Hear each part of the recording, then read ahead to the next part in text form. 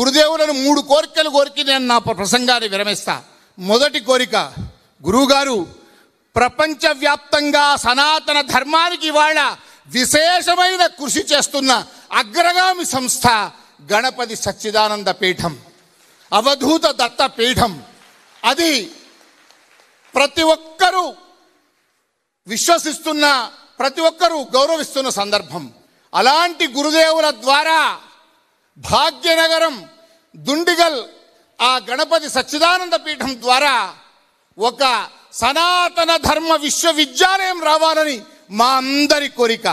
మేమందరము శక్తి వంచన లేకుండా కృషి చేస్తాం. వేద పాఠశాలలు, మా సంతోష్ కుమార్ శాస్త్రి లాంటి వాళ్ళ వందలాది మంది మీ ద్వారా సలక్షణ ఘనపాఠులు కూడా ఈ పీఠం నుంచి వచ్చారు. కానీ శాస్త్ర పండితులు రావాలి, వేద పండితులు వస్తున్నారు, ఇంకా రావాలి, ప్రత్యేక విశ్వవిద్యాలయంగా రావాలి. అందున ఇక్కడ ధర్మవీరులు లాంటి 1,00,000 మంది ధర్మవీరులు సనాతన ధర్మ విశ్వవిద్యాలయం ద్వారా అనేక విషయాల్లో శిక్షణ పొందాలని చెప్పి అలాంటి విశ్వవిద్యాలయం మీ ద్వారా రావాలని కోరుకుంటున్నా. మొదటి కోరిక. మరొకటి, ఇవాళ అందరూ కూడా దృష్టి పెడుతుంది హిందూ ధర్మాన్ని నిర్వీర్యం చేయాలంటూ వైదిక సంస్కృతిని టార్గెట్ పెడుతున్నారు. ఒక వర్ణాన్ని నేను ఇక్కడ చెప్పదలుచుకోలేదు, కానీ వైదిక ధర్మాన్ని ఎవరు ఆచరిస్తున్నారో వారిని టార్గెట్ చేస్తూ ప్రసార మాధ్యమాల ద్వారా విదేశీ పాషండ మతాల నుంచి డబ్బులు సహాయం పొందుతూ వీరిని నిర్వీర్యం చేస్తే, వైదిక సంస్కృతిని నిర్వీర్యం చేస్తే మొత్తం హైందవ ధర్మం, సనాతన ధర్మం నిర్వీర్యం అవుతుందన్నటువంటి ఏకైక కుట్రతో చేస్తున్నారు.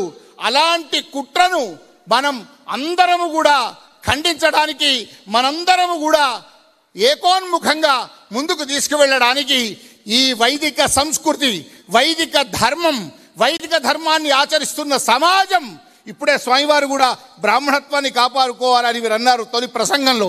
అలాంటిది కాపాడుకోవడం ఒక సమాజ బాధ్యత. సనాతన ధర్మం అంటున్న ప్రతి ఒక్కరము కూడా వైదిక సంస్కృతిని కాపాడుకునే విధంగా తమరు అనుగ్రహించి ఆ దిశగా మమ్మల్ని కార్యోన్ముఖుల్ని చేసి దిశానిర్దేశం చెయ్యాలని, మాకు బతికి ఉన్నంత కాలం, ఇంకెన్నేళ్లు బతుకుతామో తెలియదు గురువుగారు, బతికినంత కాలం ధర్మనిష్టతో సనాతన ధర్మం కోసం పోరాటం చేసే, పరివ్యాప్తం చేయగలిగే శక్తిని తమరు ప్రసాదించాలని కోరుతూ